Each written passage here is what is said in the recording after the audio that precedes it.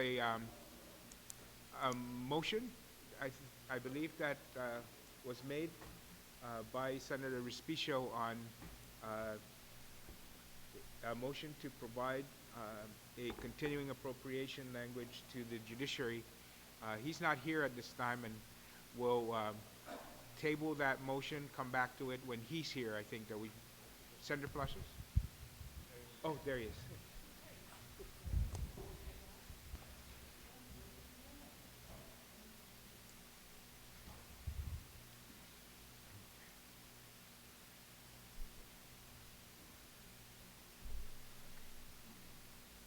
So, Senator Respicio, I was just speaking about that when we were on your motion.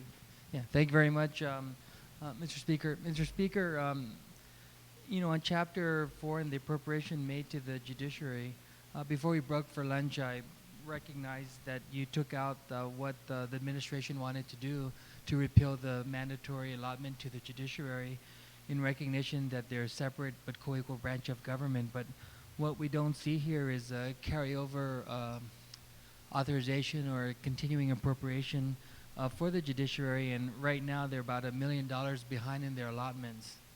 And so if we don't provide for this continuing appropriation, and come October 1st, that they would not be able to access those funds. And given the situation they're in now, I'm asking consideration that we allow them to have a carryover authorization. Well, okay, I understand. On that motion, any discussion? Senator Barnes, I just want to discuss that a little bit.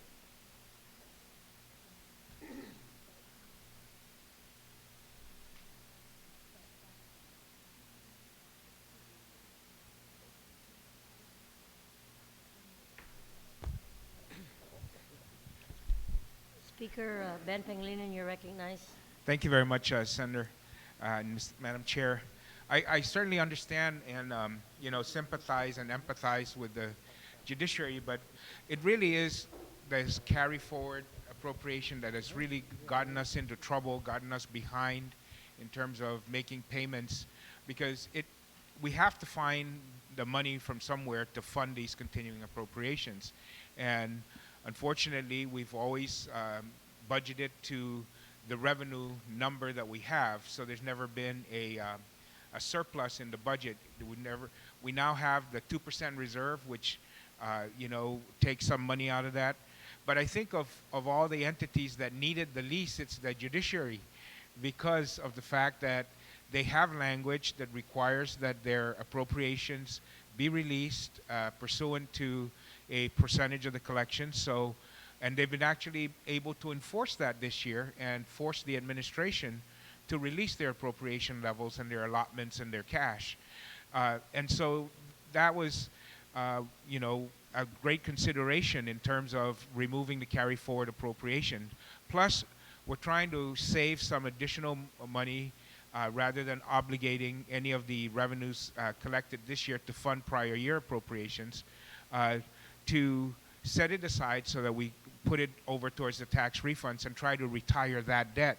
And I think that I would like to ask the body to consider, not that I don't support the judiciary, but I think they have the legal infrastructure in place with regards to how their allotments should be released to really force the administration to release those. And they did. When they said, if you don't release what we're owed and what we need in order to operate, we're going to go to court and we're going to enforce this provision that requires you to release our allotment on a percentage basis. So I think that, there's still time left. I think we can work with the administration. I think we can convince them that we need to release those allotments. They don't need to have the cash released to them, but they need to have that allotment encumbered. So maybe that's the way that we can work this, where the administration, knowing that it has an obligation to make the judiciary whole, that we can work with them so that BBMR can release the allotment to the judiciary and then fund it at a later time. And so I'm asking the body, just for financial control's sake, in order to ensure that we are able to fund the reductions so that we can put them over towards the refunds, that we don't put this provision in terms of that, and just work with the administration, get the allotment released at the minimum, or the revenue collection seem to be tracking okay, get them to release the money to the judiciary, and the judiciary can exercise its authority and its power under what has been granted to them by the legislature to get that allotment released. And they've been successful in doing that in working with the administration. And so I'm asking for the consideration of the body, even though I certainly understand and respect the trying to build in that independence of the judiciary by ensuring that they have the resources that are given to them. You know, one way of crippling judicial independence is to cripple the resources.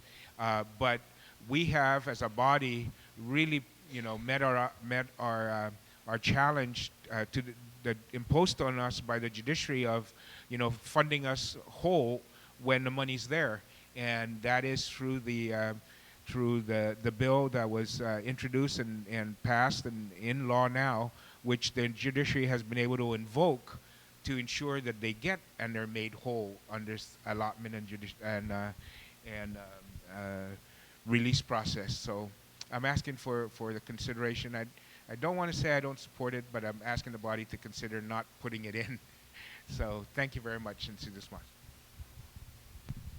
Madam Chair, maybe then we can just continue this discussion when it comes to the judiciary, because we saw in their presentation, I mean, they keep doing more with less, and the same argument really can be said for our branch of government. But when it comes to the judiciary, I want to ask, what do we do when they're spending at their appropriated level, but DOA is not releasing the cash to them? And so if we don't have a continuing appropriation, and wasn't there always a continuing appropriation for the judiciary? This would be the first, yeah. And so I think too that the continuing appropriation mechanism is actually fiscally responsible, because it doesn't encourage them to use all of their money at the end of the fiscal year. And we see that budgets are made based on the spend rate, and with respect to this branch of government, they're spending, same with like UOG, GCC, and the Department of Education, where the administration is not releasing its appropriated level, but yet those funds are being encumbered through personnel. Thank you, Senator Respicio. I don't know, I refreshed my memory if you did put a motion to the floor. I know that Speaker Ben was asking that we reserve, consider not putting it on right now, but I don't know if you've put a motion on the floor on this, so I don't see any amendment here right now. So There was a motion I just made orally to allow for verbal amendment. So there is an amendment on the floor. I didn't give Senator Respicio, that wasn't a closing, that I guess that was just a rebut on the consideration from Speaker Ben. So I'm going to open that. There is an oral motion on the floor. I'm going to ask that you please have somebody get that in writing up here. Anyone else wishing to speak on the motion? No, there was no objection, but there's already a motion, and I'm going to go ahead and recognize Senator Yamashita to speak on Senator Respicio's motion.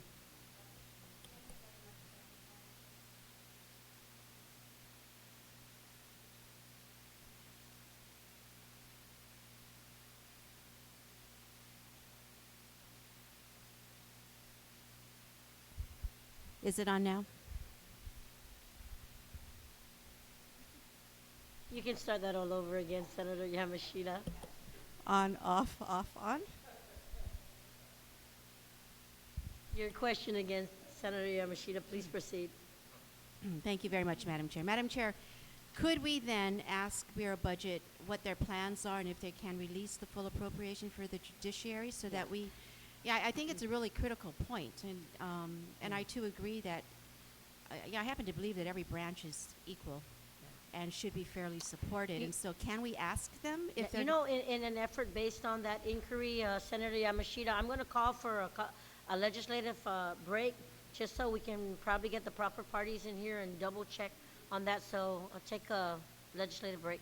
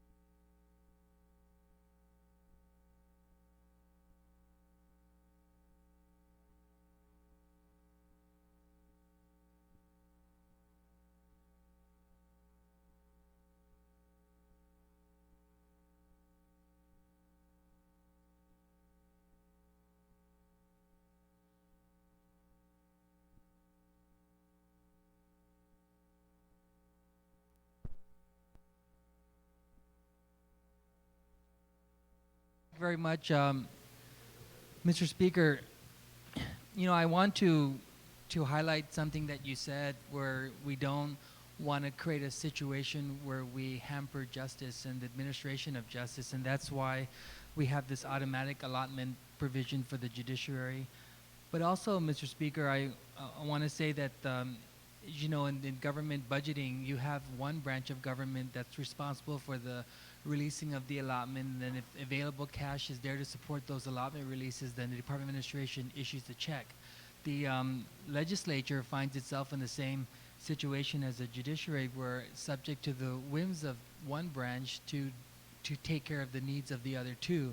And so historically, we had a carryover authorizations, and it's seen as a budgetary tool to not encourage the spending of all these appropriations at the last minute, but also the carryover authorization allows us to adjust to this idea that we're a pay-as-you-go government, and when times are not as good as they are in some months and collections are not as high, we bank on those reserves in order to carry us forward. And I know that case can be laid out for the judiciary, and that's why I'm asking to have some reconsideration on a carryover authorization, and this is something that we can address toward the back end of the budget. And I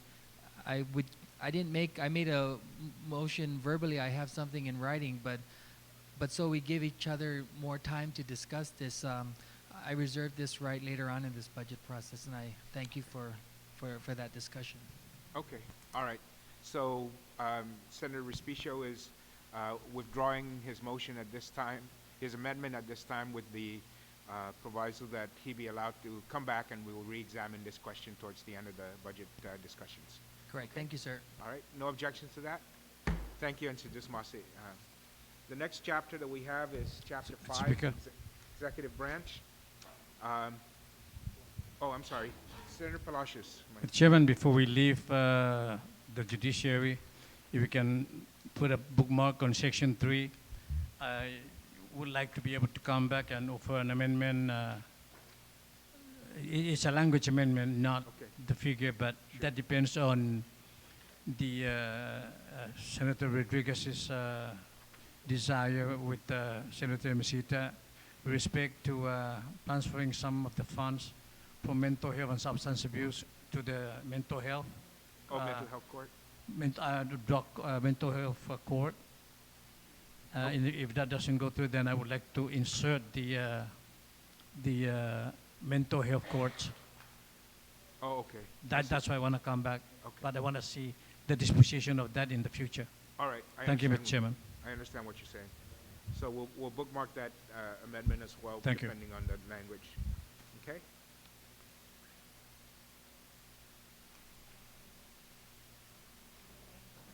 Was it? The next chapter is the authorization for the appropriation for Chapter 5, the Executive Branch, Subsection A, or Section A, the Office of I Milåyan.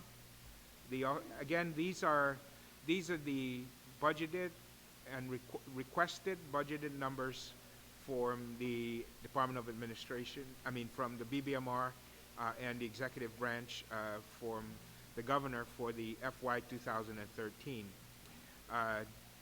A2 is the Office of I Milåyan. The amount requested is $6,555,924.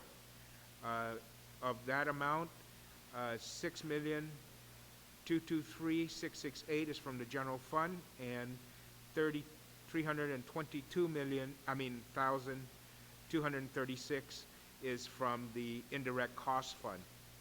And in the page after that, page 54, you'll see the chart that outlines the allocation of this fund and the BBMR analysis of the 10 months of actual expenditures plus 2 months of projected expenditure for that department or the agency.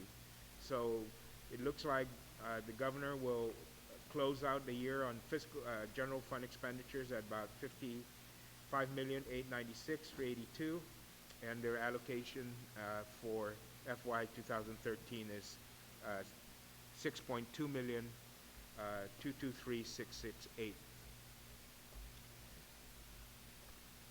The Commission on Decolonization. The Commission on Decolonization is being requested to be funded with an amount of $239,613, and this is an increase also from their FY 2012 budgeted amount.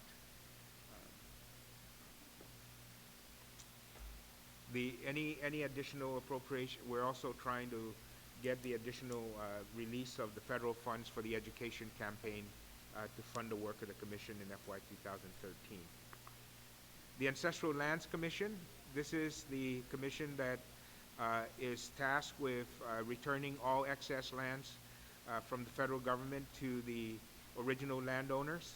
This is funded out of the general fund, and the requested appropriation level for the Ancestral Lands Commission by the administration is $103,957.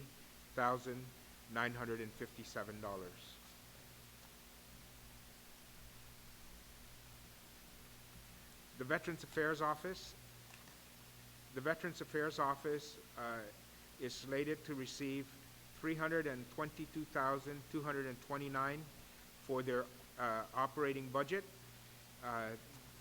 They also are slated to receive from an appropriation from the general fund the sum of $390,000 for the Veterans Affairs Office for the Guam Veterans Cemetery expansion in PT. As you know, the Veterans Affairs Office is applying for a federal grant of approximately $400,000, and this $390,000 would be the local match from the federal for the federal grant.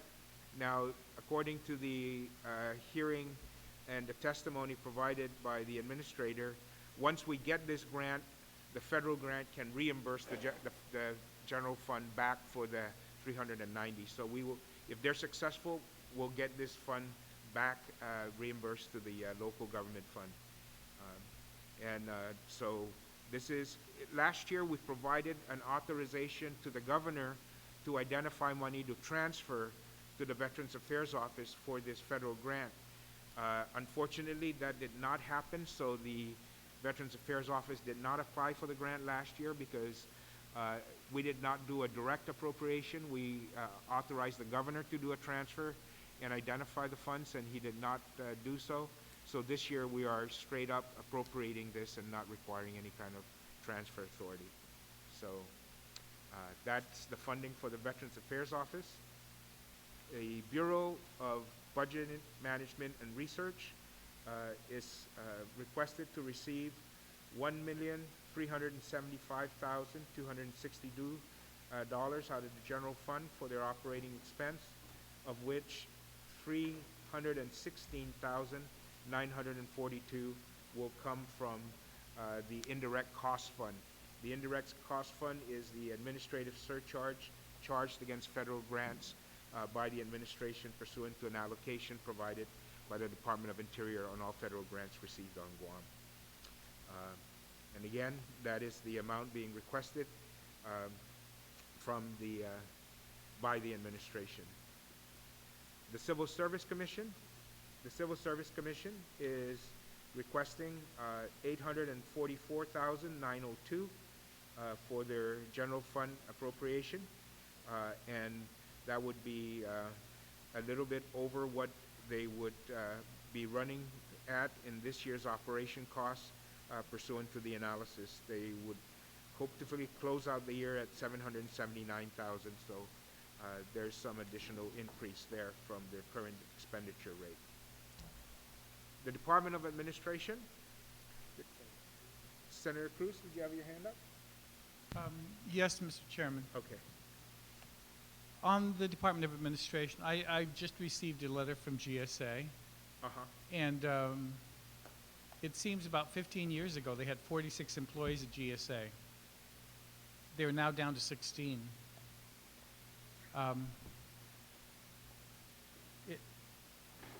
am I correct in assuming that GSA is within DOA, or is there a separate one for them? That is correct.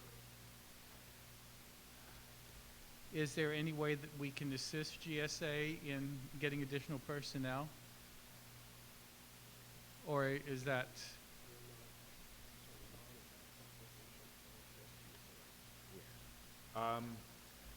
You know, again, this year, the budget is provided to the governor with really great flexibility, because we looked at the expenditure rate and we're funding them, and in addition to that, the authorization to fund is there in terms of what he's requesting. Now, when we get back to the reduction area, he can make a choice on where to reduce and where to fund. So there is, you know, opportunity there for the administration to place some priority there, or if. But that's how I think that is in this budget. What kind of flexibility is there for him to do so? So they did not request for any additional funding for that department, I believe, for vacancies.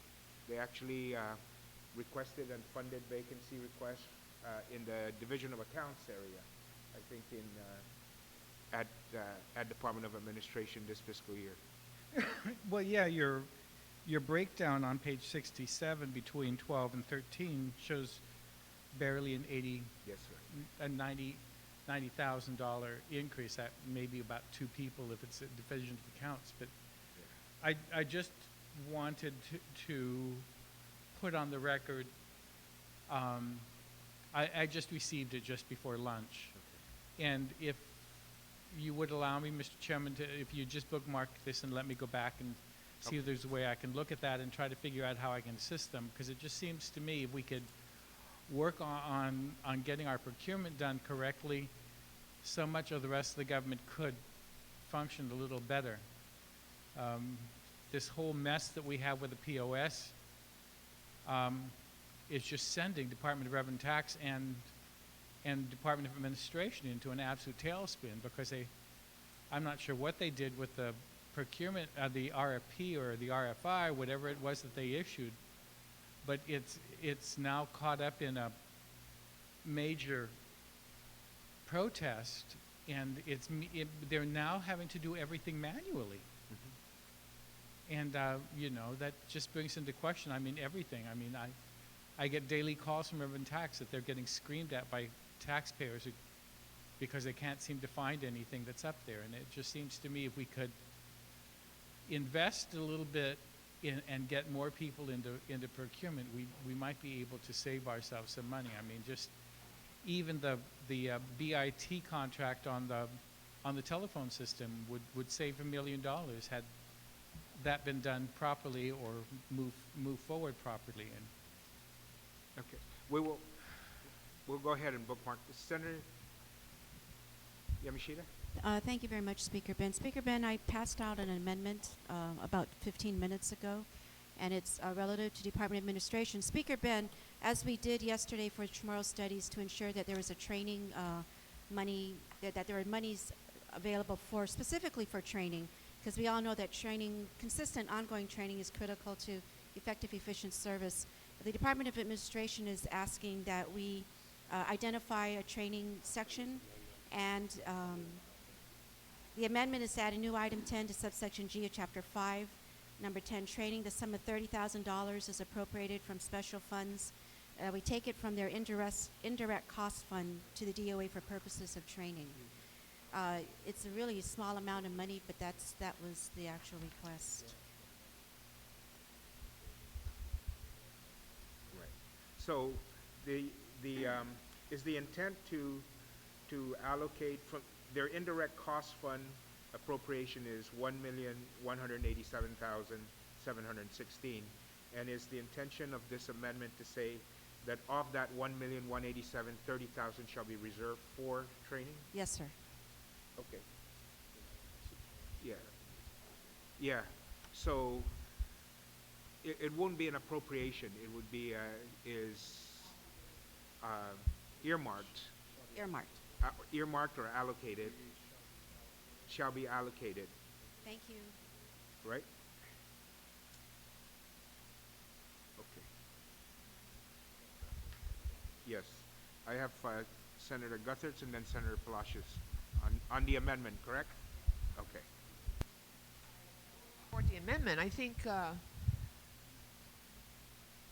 this is very, very important for the employees over at DOA, particularly those involved in accounting activities to get certified and retain certifications as we try to improve our financial management activities within the government of Guam.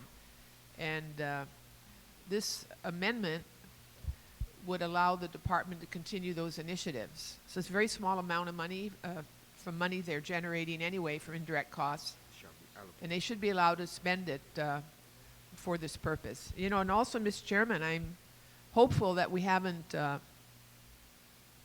taken away the opportunity for other departments to do the same thing in this budget. I'm concerned about that. Because if there's anything we need in this government, is to have well-trained civil servants. So I'll be keeping my eyes on this in other departments as well. Thank you very much. Thank you very much, Senator Guthertz. Senator Palacios?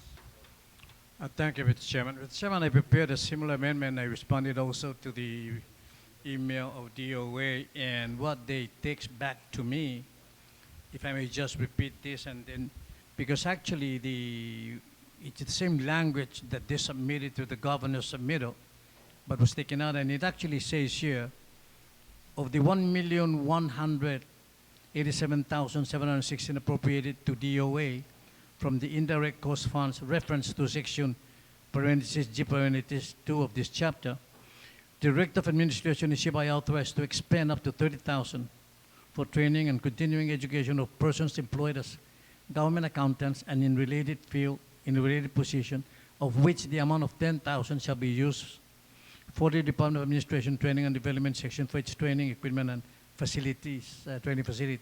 That's actually their request, but because I know it's not going to be an appropriation, because it's going to alter the amount.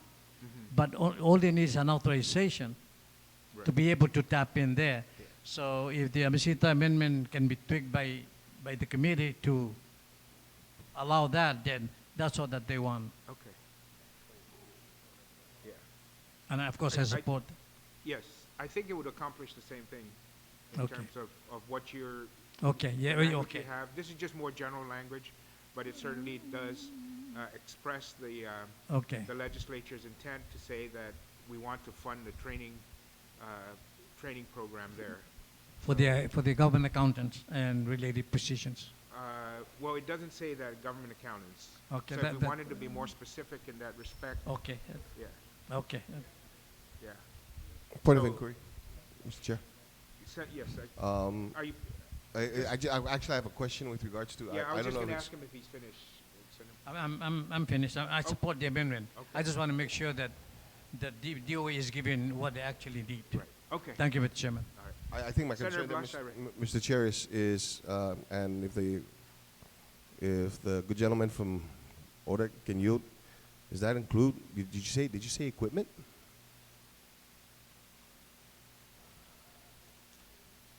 It says here that 10,000 of which, but this is, I'm not offering this amendment, I'm just citing what they takes What they back to me Okay. to make a floor amendment. But 10,000 of which shall be used shall be given to DOA for its training, equipment, and training facilities. So probably they need some basic equipment within DOA, but that's not going. I'm not offering that. The Amisita amendment does not break that down, so probably that's better for them. Okay. Thank you very much, Senator And Blas. The question then is, I agree that it may sound similar, but I'm just concerned that we're one part is the training, but there was a specific note there that they also would like the authorization to be able to use that also to procure for equipment for the training. And I don't know if that amendment addresses that properly, because we're talking procurement and the authorization to use for procurement. I'm not, and maybe it could be read a different way, and I think I think they can do it now. I mean, We just want to make sure Sure. that they do it. But, you know, with the way that the budget is allocated to the administration in terms of a lump sum, Sure. then they can use that. But That's- we just want to make sure that training is funded. That's fine. Okay. All right. Thank you. Okay. On Senator Yamashita's amendment, no objections? The amendment carries. Thank you very much. Okay. In addition to the operating appropriation for the Department of Administration, there's the Support of Child in Custody program, and these appropriation levels are the same as in the previous years. There's a $649,962 for what they call Support of Child in Custody program from the general fund to the Department of Administration, and this is for paying court orders of the court pursuant to the statute for this program. Section 5 or subsection 5 provides the Residential Treatment Fund, and this is for both on-island and off-island residential treatment fund, costs for children. Senator Cruz, I see your hand up. Mr. Chairman, I know that a couple of my colleagues, while I was out before lunch to go to a funeral, I had been talking about the need for money for the mental health court. Mm-hmm. And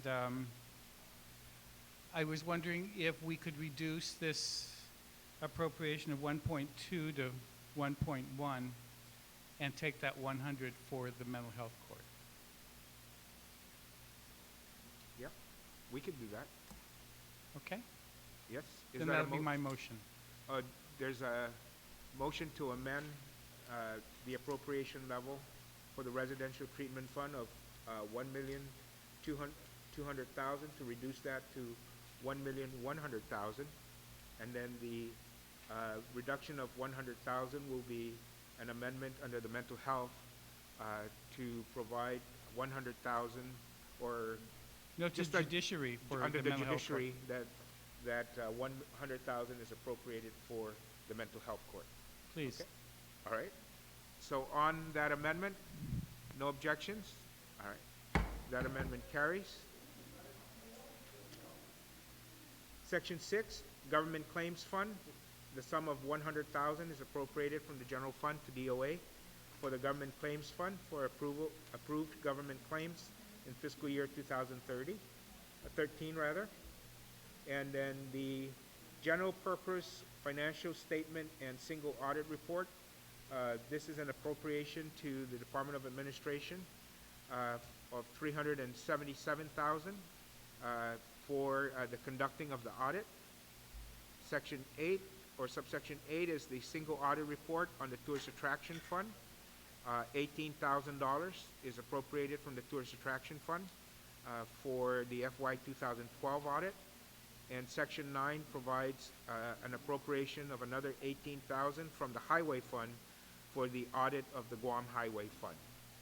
So those are the appropriations to the Department of Administration for its operations and the programs under its jurisdiction. The Department of Revenue and Taxation is Senator Ada, I'm sorry. Thank you, Mr. Chairman. Before you go into the next one, I was wondering if you would allow me to go back to the Veterans Affairs on page 60, the Veterans Affairs Office budget. I know we had an earlier discussion, but I was hoping that maybe you would consider, I guess we got language all over the place here, which basically says that transfers can be made from personnel to other categories, but you cannot transfer monies into personnel. And I was hoping that maybe we could add a new subsection 5, which basically says that transfers into the personnel category shall be authorized. And I ask that simply because the difference between the amount for last year and this year is about the amount that I guess will be needed. Well, not quite, but they're really short cemetery workers, and we've known in the past that, boy, if there's anything that acts like a lightning rod, that is that cemetery if it's not, if it's not properly maintained. So I would just like to ask that we put in an amendment, and I can write it up, to adding a new subsection 5, which authorizes the transfer of funds into salaries and salaries and pay and benefits, to be able to allow the Veterans Affairs Office to. I mean, if they find that they can reduce their telephone budget from 8,000 to what it was last year cut it by 50% and throw that in and then find others, then more power to him. Senator Ada, just I understand where you're coming from, and certainly in the previous budgets that was the case, but this budget does not have that restriction, not for the executive branch on this year's appropriation levels. So it doesn't restrict that in the executive branch section. There was a restriction on that in the Attorney General's, and I think Public Defender maybe was the other one. I know that there was another. That's think correct. it was. Yeah, but Yeah. it doesn't. That we removed that restriction because of the reductions that we're going to impose in the later portion of the bill, so that the governor can have that flexibility. Okay, fine. Okay. All right, thank you. All right. Thank you very much, Senator Ada. I have Senator Palacios and then Senator Blas. An item, I guess, under the DOA, just a comment, Mr. Chairman, an observation. There's nothing on page 67 on the breakdown of the allocation that there's no amount for drug tests. It is my understanding that DOA actually administers the drug testing for all new employees under the executive branch. And looking at GPD, under its budget, it's 0 for drug tests, at DOC, 0 for drug tests. The fire department requested for 3,500, so, and there is no pool, there's no funds pool that will pay out. I searched all the documents, so actually there's no money for drug testing. Right. There was no money in the executive request as well. And again, because there's this budget is a lump sum, they can transfer. They in there can as make that needed. happen. Yes. Okay, So because he did not request a specific line item under the allocation when he submitted it. But given again, it's just like the Veterans Affairs. He can then move money from the other object categories into the drug test line. I'm a little bit confused because DPW requested in its own budget. DYA has it in its own budget. Chamorro Land Trust Commission, GFD, Public Health and Social Services, they all have, they reflected. Yes, they For drug. requested that we put that in Oh. there. So we left it in there. So the other agencies actually is dependent upon the Right. executive branch, Yeah. the governor's office rather. Yeah, Okay, it's just an observation, Mr. Yes. Chairman, thank you. I understand. Yeah. Senator Blas? Thank you, Mr. Chair. Along with the concern and the issue that was brought up by Senator Ada with regards and your clarification on giving the governor the flexibility to be able to, does that include the possibility of hiring contractually to be able to accomplish this? The- Hiring contractually for, For the lawn services, maintenance services, mowing services, yes, to allow, instead of hiring people uh-huh, in Office of Veterans Affairs, is having the Office of Veterans Affairs be able to contract with a local vendor with oh, for maintenance, grass cutting or right. things like that? right. I believe, I believe that there was a prior bill that allowed them to do that. I don't remember if that was codified. I believe it might have been. So they still have the ability, I believe they still have the ability to contract. I'm just, Okay, so then can I have this bookmark and I'll have my staff check on that? sure, Okay, and if it isn't, then we go back to it and right, to allow that. Okay, thank you. all right.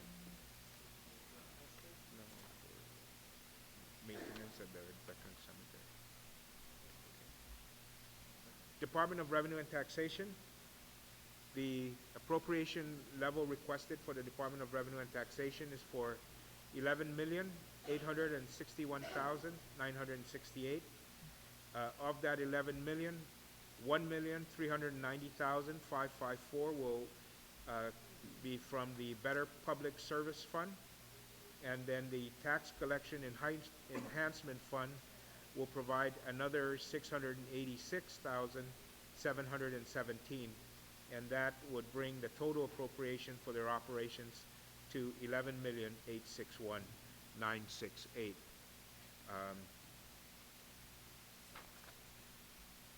The Bureau of Statistics and Plans. The Bureau of Statistics and Plans is requested to be funded at a level of $1,155,643, and there's no federal matching grant or any other special fund funding for BSP. The Department of Public Works. The Department of Public Works will receive funding from the general fund of $10,436,028 from the Guam Highway Fund. This is from the liquid fuel tax and the diesel tax of $8,659,504, providing a total operating budget from local and special funds for the Department of Public Works at $19,596,301. Senator Ada and then Senator Yamashita. Thank you, Mr. Chairman. I would like to add on page, I guess after, add a new section, subsection 4. And basically, this has to deal with the DPW building and design fee account, which right now is designated as a special fund. Apparently, the practitioners out in the departments are saying that there is a distinction between the special fund and a revolving fund, in that the revolving fund, basically as deposits are made by customers, for example, when they come in for a to get a building permit or whatever it is that they paid for, that money then is collected and it goes directly to the fund. Whereas with a special fund, I guess it goes first through DOA, and they, as is always usually the practice, they capture the cash and then more often than not send an IOU to the account. So DPW is asking to simply, if we could designate the DPW Building and Design Fund instead of a special fund, make it be a revolving fund. So I have a amendment that's going around, and it basically is asking that redesignation be made, and secondly, that the fund shall not lapse at the end of the fiscal year, but shall roll over into the next fiscal year or until expended. Okay. And we're putting this in the DPW section. That's correct, Mr. Chairman. And that was the, because is this the building design? Building and design fee, that's right. And the Okay. money goes to fund the engineering and CIP building permits and inspection section of DPW. Okay. Okay. On the amendment by Senator Ada, any discussion? Any, Senator Yamashita, were you going to, not on this amendment, right? Okay. So no, Just one technical amendment, Mr. Sure. Chairman, on line, oh shucks, thing is in line, but where it says there shall not lapse at the end of it says of the a fiscal year, we should just delete that word a. okay. Okay. At the end of the fiscal year, Yes. correct? Yes. That's all right. Thank you. So on the amendment as amended, no objections? Amendment carries. I have Senator Yamashita now. Speaker Ben, I was just going to ask that the two directors are here now, Bureau Yes. Budget and DOA. Did we want to bring them in to see what On they were going to the do about judiciary the and- judiciary release?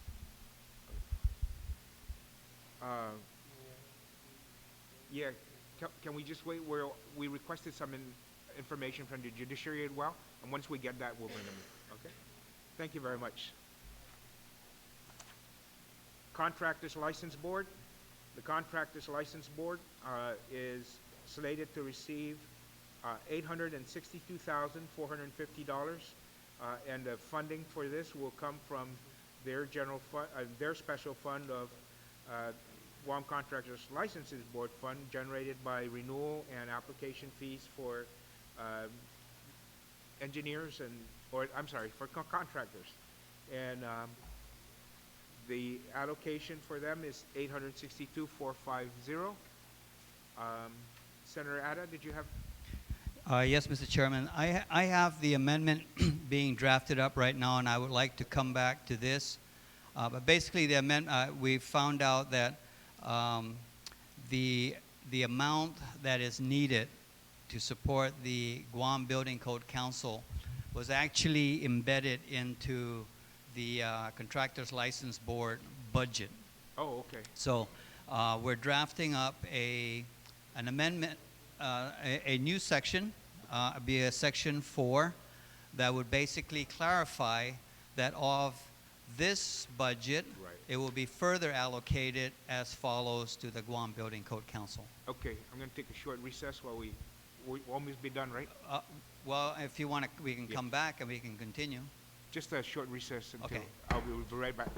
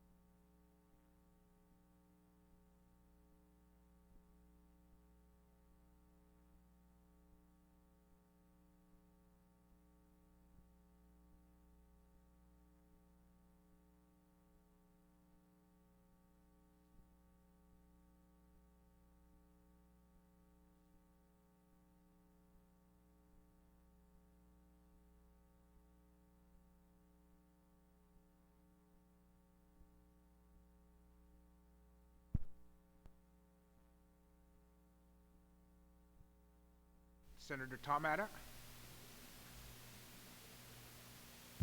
Yes, thank you, Mr. Chairman. Well, we're on, for the Contractors License Board, I have passed out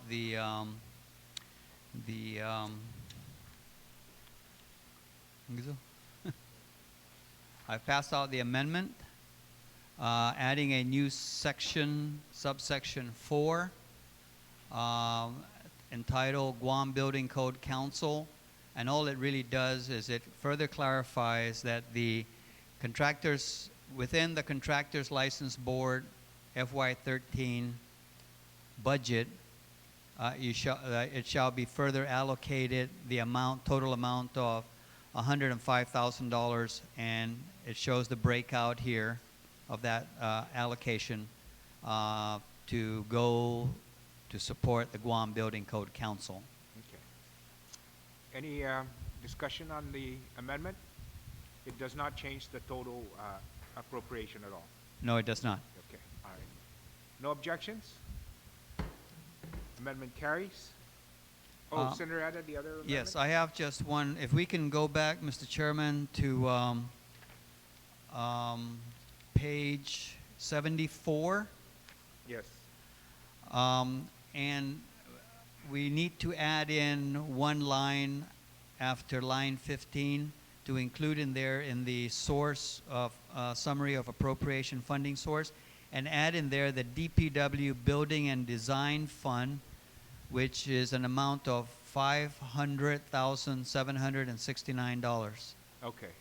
So on the amendment, that would be to add the Building and Design Fund and the amount of $500,070. Can you repeat that number, Senator? Of $500,769, and that would also change the bottom line total. Okay. All right. On the amendment, no objections? The amendment carries. Okay. We are then done with the Contractors License Board. The Guam Board of Registration for Professional Engineers, Architects, and Land Surveyors. This also is funded out of a special fund with their own appeals fund, and the amount requested for the operation of the appeals board is $307,282.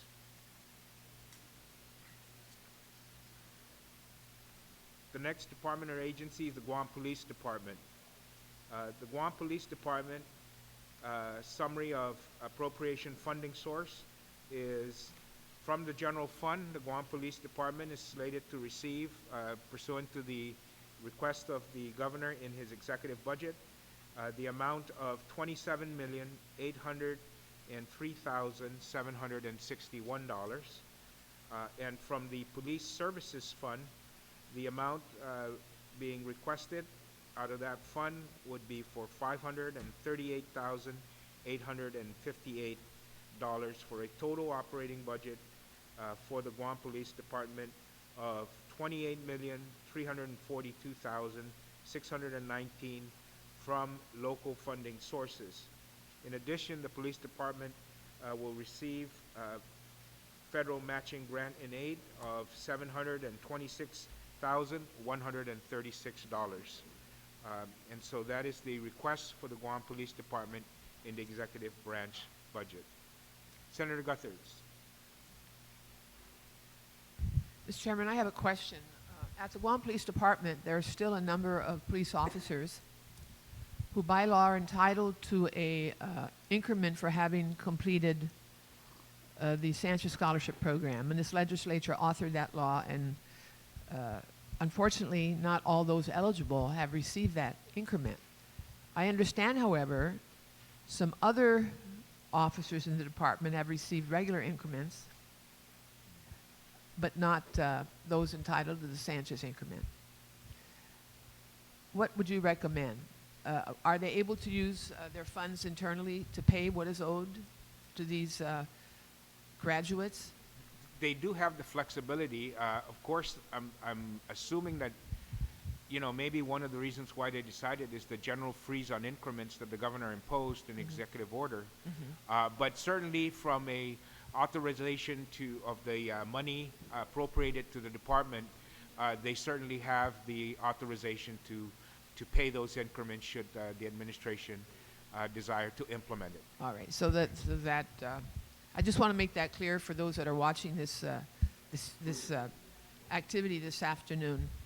And we'll work with the chair of the Public Safety Committee to try to press the chief to make good on that commitment. Thank you very much. Thank you very much, Senator Guthertz. The next department is the Department of Corrections. The Department of Corrections for the next fiscal year is being requested to be funded by to the tune of $20,776,981, and this will come from the general fund. From the Safe Streets Fund, they will receive $96,000, and from the Corrections Inmate Revolving Fund, the amount that is estimated to be collected in that fund and being appropriated to the Department of Corrections is $855,661 for a total operating budget of $21,728,624 for the Department of Corrections. There's also an appropriation for the cost of care and custody for prisoners confined in federal facilities. These are our prisoners who have been transferred to federal facilities for one reason or another, and the amount being requested and appropriated is $696,000 for FY2013. Senator Rodriguez. Thank you, Mr. Chair. Mr. Chair, I'm preparing an amendment for this section, so if I can request that we come back to it. It's relative to the outstanding balance that DOC owes the hospital, which is the largest among all government agencies. It's about $3 million that's owed to the hospital. And so, you know, I don't see any provisions here that would authorize or even make good on any of these, on these past due balances that is due to the hospital. And so I'd like to ask that we can come back to that. We can bookmark the section. But also I had a question on the contractual services. I noticed that that is the highest increase. Yeah. Do we know where and what this is for, what the increase is attributed to? Meals. These are the meals for the prisoners. In the past, the appropriation was short and the governor used transfer authority to supplement the appropriation. And so this year, it looks like they're requesting what they think is going to be the total cost of the meals and fully allocating it. Okay, and so that that increase, so all the contractual service is just for meals. Is that what it is? Most of it. Most of it. Yeah. Okay. Okay. Is there others that we can take a look at or we can be provided? Also, Yes. on Yeah, what we the can- other? We can provide you with that Okay. in terms of the cost components are of the contractual services. Okay. We'll Appreciate find it. that in And the then we'll budget. come back to my amendment. Yes. Thank Okay. you. All right. Senator Cruz? Where were they getting the $250,000 a month that they were paying to the Federal Bureau of Prisons? That was already liquidated, so there's no, No, but I mean in the current expenditures. They were paying it this year. no, there was a supplemental, a separate appropriation for that. Oh, there was? Yes. It wasn't embedded in their budget. It was like we have on subsection 4, where we have the care of custody. That appropriation was a separate appropriation, I believe, for the payment of the prior year prisoners' housing in the mainland. Okay, because I want to join in Chairman Rodriguez's concerns about. It's nice that we're willing to pay the federal government, but really we should also be paying our own government, especially when the amount is $3 million and the hospital is in such dire need that they can't even buy computers to pay themselves. But anyway. Okay. Thank you very much, Senator Cruz. Senator Palacios? Mr. Chairman, can we go back to this? I would like to propose an additional item to this with respect to authorizing for the payment of a prior obligation from the amount appropriated. And would it be under this section or under the miscellaneous provision? Miscellaneous. And I think there's a provision in the miscellaneous or the I'll check administrative- that then. Yeah. Thank you. So, okay. All right. Yes, Senator. Thank you, Mr. Chair. Mr. Chair, I know that our local corrections facility also house federal prisoners. And so, what do we know about that on payments that is being given to the I to the think government? that's the Corrections Inmate Revolving Fund. When you see that in the right under general safe streets, Okay. that's what we that's the funding source of that is from the payments from the federal government. It's from that. Okay. Okay. Thank you. All right. Okay. We'll go ahead and take a break here and at this time, and I see that both the court representatives and BBMR are here, and so we'll take a short recess and just call them in. Staff, can you please?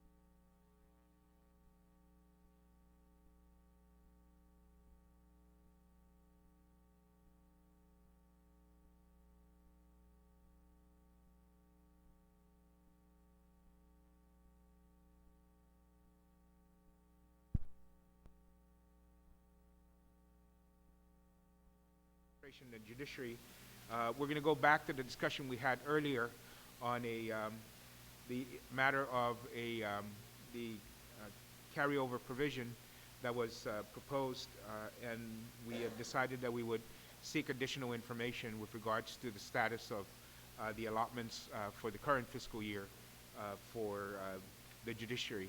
So at this time, I'm going to turn it over to Senator Respicio, the mover of the original amendment, and have him begin with his questions.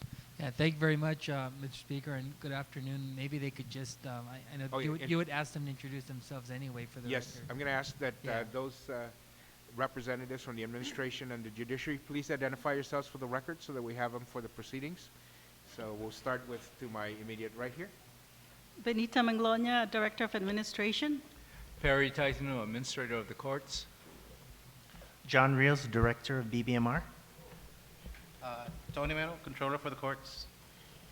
Thank you very much, gentlemen and ladies. Thank you, Mr. Speaker. And Mr. Speaker, what I'd like to call to the body's attention again is the fact that the current proposal doesn't have any carryover authorization for the two other branches of government, and for the judiciary specifically. Can we get an update on how is the Department of Administration and BBMR tracking with respect to the allotments for the courts? How far are you behind? Oh, Perry, you're going to answer that? Yes, Senator, I have that information. Currently, we're at 94% of the allotment schedule. And that's consistent with the law that requires the administration to release the allotments and the cash based on a formula of revenues collected. It is consistent, and it is, and it meets our agreement when we had our discussions. So the cap that we were asking for was 87%, and they've exceeded that cap in terms of the monthly releases. And then now the issue is the remaining 6%. Benita, Madam Director, we had a discussion earlier, and you said that by the end of the fiscal year, they would receive 100% of their appropriation? That's correct, Senator.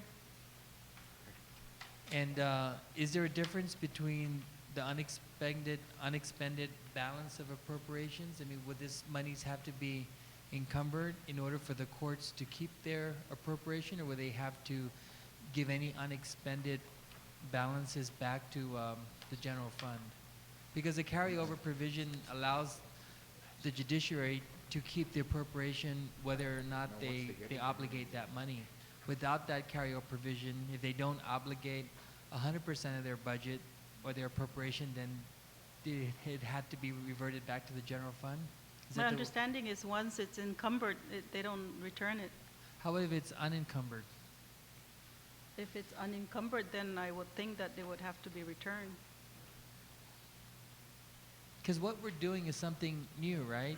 This is the first time historically we're not authorizing carryover authorizations for I think it's the certain- first time in a long time. Yeah, But yeah. I do recall maybe there was a couple of other budgets very, a few years ago that may not have included carryover appropriations. And we've at times included some for some agencies and not some for others. So, but from the branch perspective, this would be the first time. And by the way, that was the request also by the administration, if I'm correct. There was no carryover provision in the budget submitted by the executive branch. Am I correct, Mr. Rios?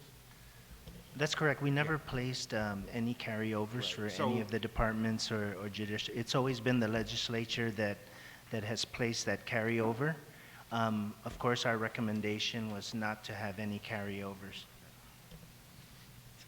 And given that we're collecting beyond what we projected, would there be any harm having a carryover provision under the current situation? I mean, I understand where the carryovers become problematic is when we've set a projection and we don't meet those projections, then you have to make it up the following fiscal year. But in the case of the other two branches of government, without a carryover authorization, number one, it's kind of like it's a tool to force these other branches of government to be fiscally responsible, to recognize that the administration cannot always release based on the appropriated level because of cash collections and other past due obligations.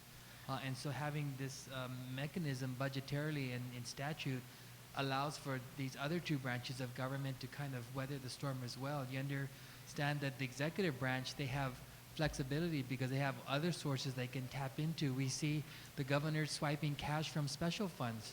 The courts and the legislature can't do that. We see bank balances in these revolving accounts, but the cash is not there. So there's flexibility from the executive branch perspective, but I'm just asking what happens to the judiciary, for example, if they don't have a carryover authorization, and they're going to be of the opinion that if they don't expend or encumber up to the appropriated level, then they're SOL. And I envision them spending up to their appropriated level, because what incentive will there be to save money? But just a reminder that the exemptions, both the legislature and the courts are exempted from the BBMR allotment control. So basically, you really have a release of cash. So DOA actually releases the cash to the legislature and to the courts. Now, you may be correct on the authorization. I guess if it's not encumbered and obligated, maybe you can answer that on the judiciary. I mean, I fully respect that the governor, through the organic debt, controls the cash, because if the money doesn't come in, what are you going to do, right, Benita, Madam Yes. Director? But where I have concern is this unexpended balance. And if the money is not encumbered and October 1st rolls around, then the judiciary is going to be required to remit that money back to the general fund, when chances are they were using that as a budgetary tool to help bridge some of the shortfalls for the upcoming fiscal year. And I ask that we be sensitive to that kind of fiscal environment, because that's the reality. Senator, you're talking about the upcoming fiscal year, then they will have the new budget, so maybe that money may not have been needed in the first place if there is excess funds. But let's talk about what we have before us, and the reality is they're not going to be getting what they're requesting, and they're not going to be getting based on their spend rate, because there's a mechanism further back in the budget to de-appropriate some of those monies. And so No, but if they get the cash release, then, the courts doesn't even have to encumber that. They have the cash, they're not going to return it. And if they're going to get 100%, if the administration is assuring the court and the legislature that they will release the 100% of the appropriated budget, then I think that then the carryover language would not be necessary, because there's nothing to carry forward because they've got it all. So. But then the other issue, Mr. Speaker, is how do you handle unexpended funds? It remains with the branch. From that perspective, once it transfers to the account of the court can then decide to encumber that. But even if they don't encumber it, I think the position is that they don't have to return that to the general fund, because it's been released already for them, and they're authorized to have that money for this fiscal year. Then rather than doing a carryover authorization, can we do then something that will trigger, if in the event that they don't release 100% of the appropriation, then you do a carryover authorization? Because, I mean, so many times we've had assurances, and yet it's a oops moment where I know I said this, but something came up. And so if rather than, and I'm willing to take things on face value, and every day's a new day, and whatever happened yesterday, forget about it, just move forward, right? But in this case, for the carryover authorization, will this body be open to having some kind of trigger that if in the event they don't receive 100% of the appropriated level, then those unexpended balances of appropriations from the general fund shall be carried over? I'd rather put in. If Benita's saying she's going to release the money, then there's no harm in putting that language in. Well, the issue with the carryover, I think the issue with the carryover appropriation, and that's probably why it's the administration did not put it in, is in the past, when we have a deficit and the revenue doesn't come in, then you have that carryover provision, and with that carryover provision, you carry over the authority, but then there's no cash to back it up. But you're saying you're going to release the 6% anyway by the end of the fiscal year, right?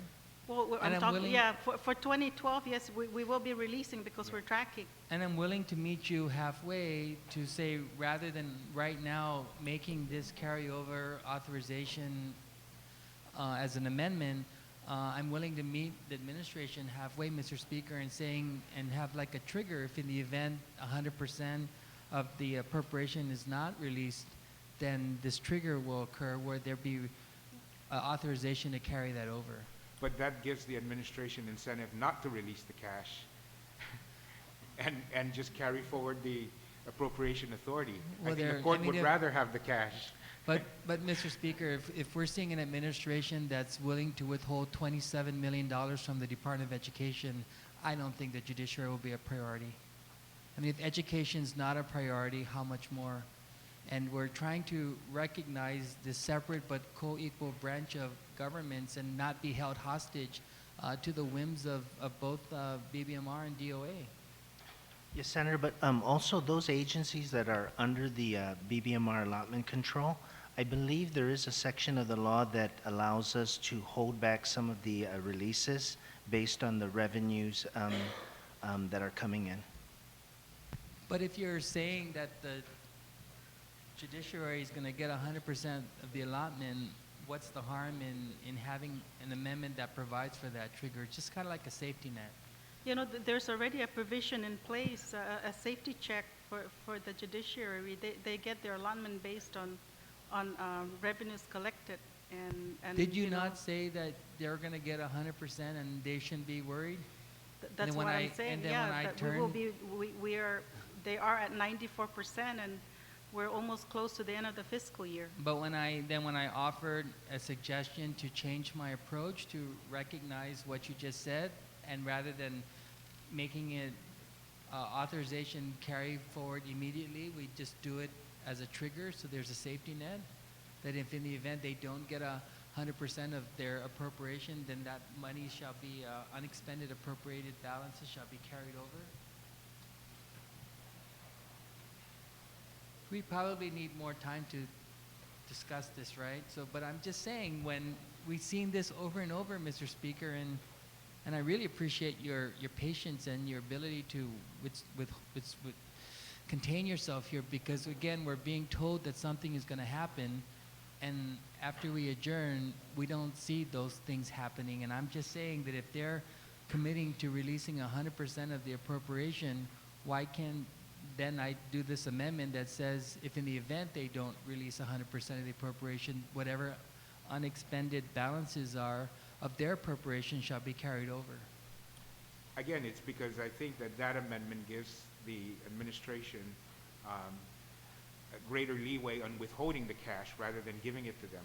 Maybe we should say that if they don't get their entire allotment or budget by 2 weeks out of the end of the fiscal year, they start sue them. I don't know,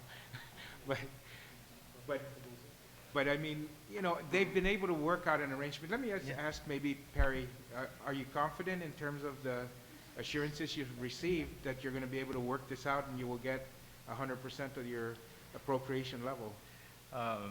That's the assurance that they've given us. The concern that I have, and it has been for years and years, and that is that we never get our full appropriation.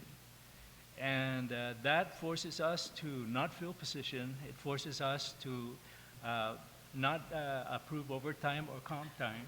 It forces us to cut back on our operations such that we're able to break through with less. And the executive branch is still $2 million in the hole in lapses.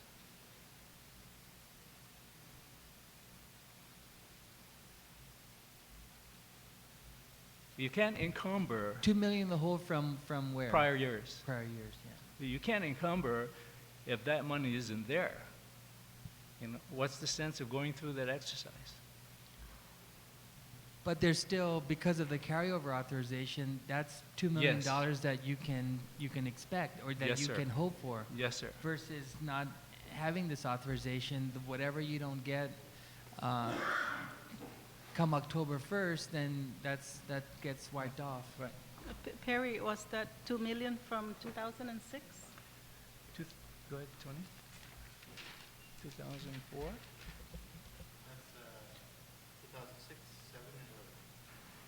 2006, 7, and 11. So maybe if we go back to those years, those were the years when we had the deficit and the revenues didn't come in and the cash was not there to back it up. And that's the problem with the carryover provision. Why don't we, if they don't get it, we de-appropriate from the executive branch and give it to the court.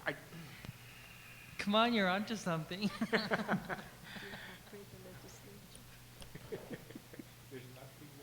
But now that they're catching up and they're collecting more than they projected, why can't you make the judiciary whole and pay it? We are meeting the 2012 authorization. I know, but you're still obligated for 2006, 2007. Those are prior years. No, We but don't- there's carryover authorization. You don't consider that a prior year obligation. This is money that you still owe the judiciary. I think we'll have They're a not a separate vendor. discussion They're on not that a- because they're we've not a- used the cash for for tax refunds. We don't have the cash to back it up.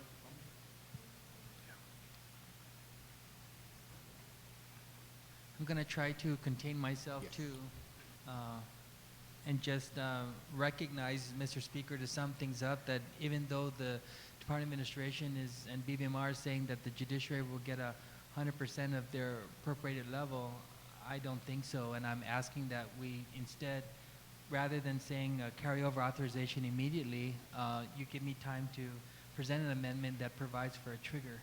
And then it accomplishes both objectives. And if you don't want any carryover, then just pay their appropriation before September or before October 1st. So you honor the intent of what you wanted at the outset of this budget process.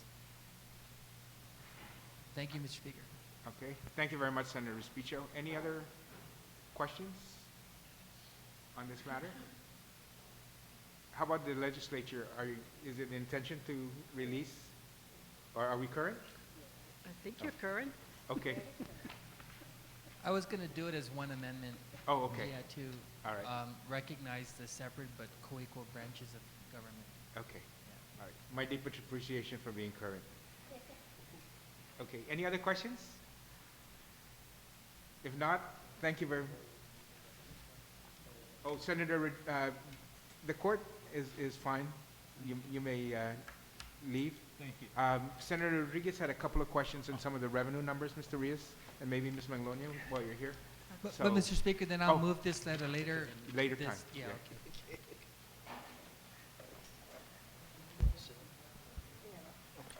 Okay. Thank you very much. Senator Rodriguez. Thank you, Mr. Chairman. And good afternoon, Mr. Reyes and Ms. Benita. Good afternoon, and to your staff. I have a question. You know, on the special funds, when we were going through the revenues on the special funds, I've noticed that there wasn't a special fund for at least two of the funds that were created earlier this year, which was the Office of Auto Statistics Fund and the alcohol, I believe it's alcohol, beverage. I'm sorry, I don't have the right language, but let me see.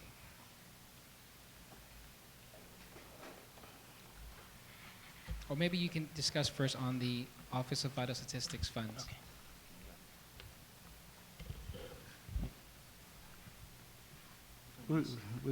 My name is John Pangolin. With respect to Senator Rodriguez, can you please advise when that fund was established? We've been doing so many, it's just a lot, we have 100 and some funds, and I need to understand what date it was established. It was established, I believe, in April Of, this year. well, the reason why he's not here is because we do the budget call and the forecast and everything during the first quarter. we finalized the proposed bill for the budget by January 31st, which we submit at the same date. And at that time, those funds weren't part of the appropriate bill. Now, a lot of your, a great number of your special funds are appropriated, and those are, I believe, are revolving funds. Okay. The other fund was the alcoholic beverage compliance fee, and that was, I believe, earlier What date? in 2011. 2011? Yeah, I don't have. I'm trying to pull it up in front of me here. Is that that's a special, that's a revolving fund, I believe? I'm not too sure if it was a revolving fund or a special fund. No. I'm sorry, it was revolving fund. Revolving. And that was in 2011, right? Right. Okay. Or 2012 as well? April of this year. Or April of this year. Okay. The common practice for special fund is basically those that have been appropriated already from revolving funds are put into the budget, and we look at it and see if there's funding available and to carry out the necessary programs they had in the previous year. If it's not appropriated and it's not used, we don't apply it because it's a revolving fund. That means that the departments can use the funds the way they see fit, provided they work within the special fund parameters. So perhaps maybe we could get a report on revenues that have been collected pursuant to the authority there, and then maybe we can get a projection for the next fiscal year, and we could probably add it in here. If we could. If there is, can we get that? Yes. Maybe as soon as possible, so that we can, while we're discussing and going through the budget, we can make that addition. That's right. Thank you, Mr. Chair. And the other one, too, is the cosmetology fund. And this is not a new fund. This is an old fund. The cosmetology revolving fund? Again, was it appropriate in previous years? Yes, it was. This is an old fund. This has been in the books for... When was the last time it was appropriated? I don't know.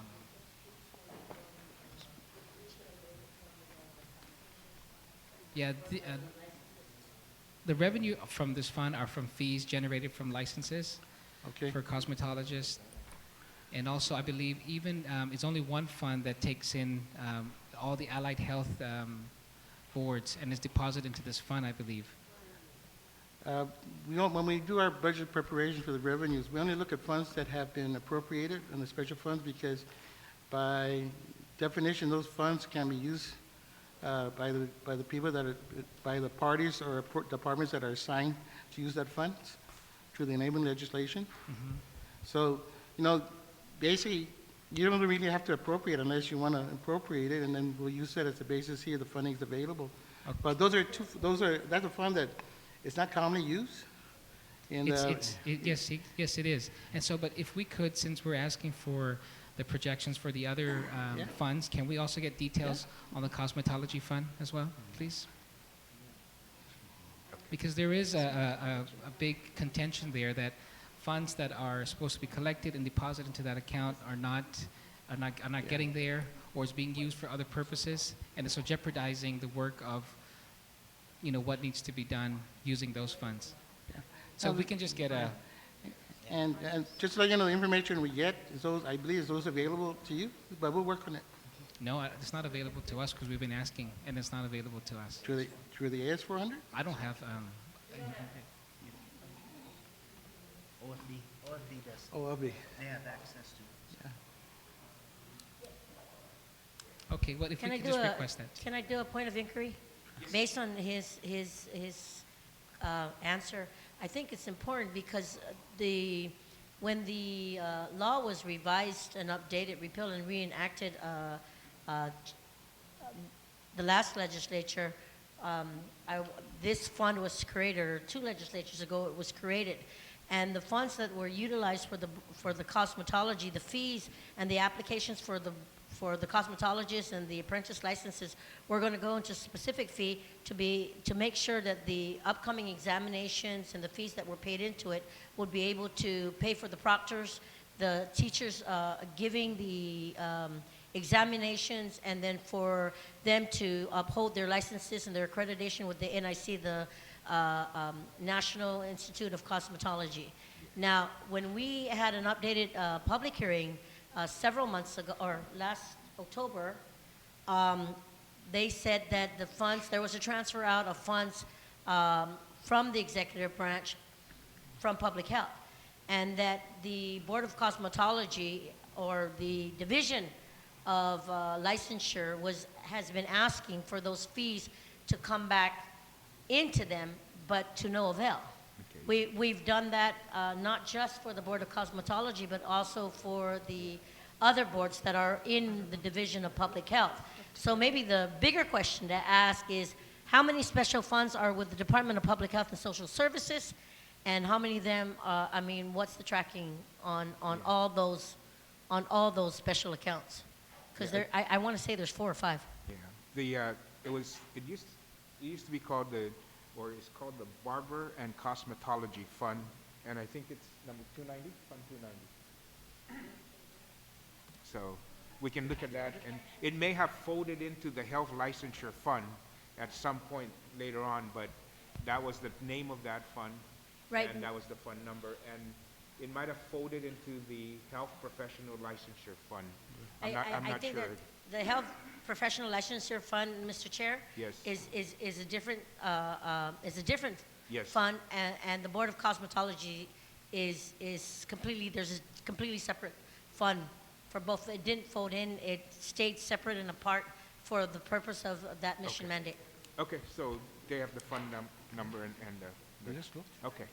Yeah. So they'll look into that. Okay. Any other questions? Yes, thank you. And a final question, Mr. Reyes. I know the budget call you said, or Mr. Pangilinan, the budget call was done. When is it done? We do the budget call. We call for the budget call starting November. We actually work on the budget and the instructions for the budget preparation December, January, and then we submit the final product of January 31st. Okay.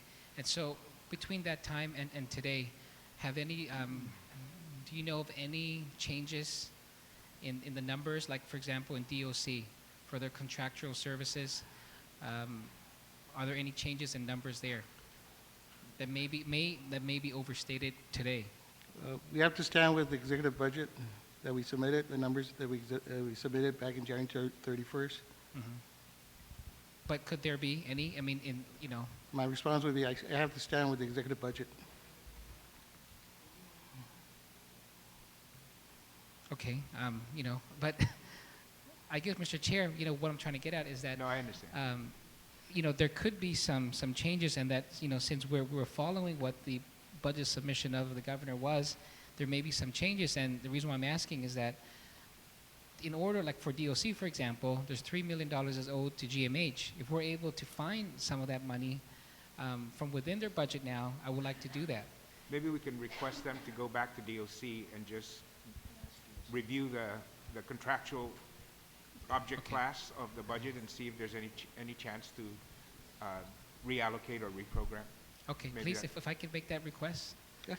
Okay, and then if you can get it to us as soon as possible as well. Okay, thank you. Okay. Any other questions for BBMR and the DOA? If not, okay, thank you very much, Sidusmasi. We appreciate your presence and your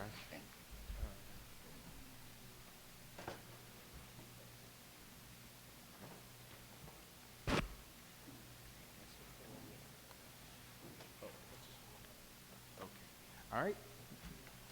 Thank you to Dismashe once again. Okay, we'll continue then with the Department of Agriculture.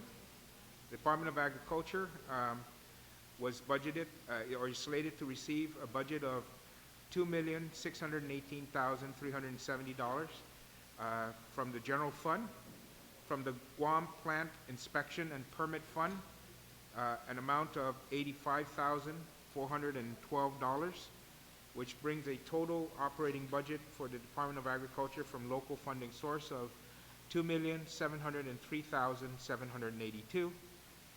They will also receive federal matching grant in aid of $288,500 for their operating expenditures for the next fiscal year. Senator Yamashita.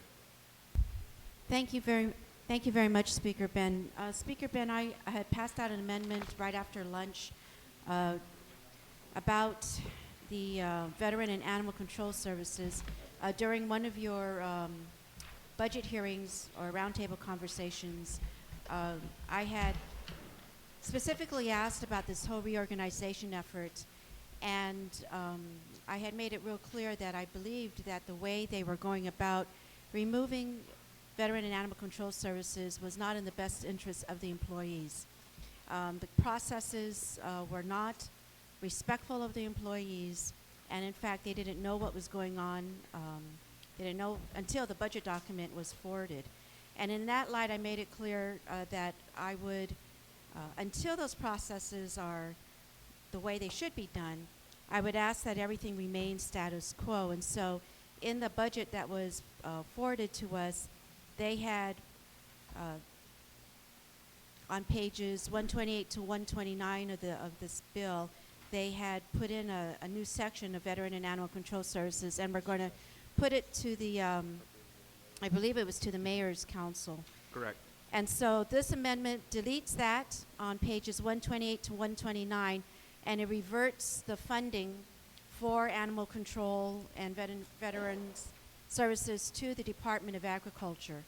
And so that amendment would go in letter O, page 85, at the end of line 14. And it just reverts that amount to them. And Speaker Ben, it is, I believe every once in a while reorganization is a process that would help, review, make services even better. But I really believe, and I fully say that as we determine how those services are effective or efficient, and most certainly as we talk about life, professional life, it shall be done with respect, and it shall be done with everybody at the table. And I know in this particular case that wasn't done, and it was just wrong. So, Mr. Speaker, I ask consideration of this amendment to simply put this back, and indeed, if they do it the right way, then this conversation can always come back to the table. Okay. Thank you very much. On the amendment, Senator Muñoz Barnes, I see your hand up.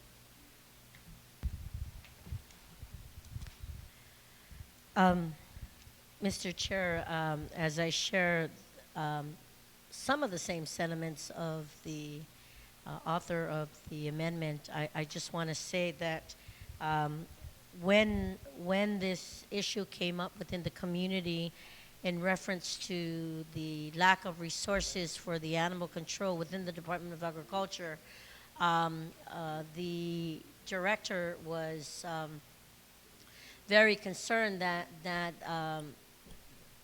without the resources, the being able to protect the community and safeguard them from a lot of the stray animals and the feral pigs that have been out there, the stray dogs and wild pigs that are out there, that it would overwhelm their I guess, the safety of even the employees.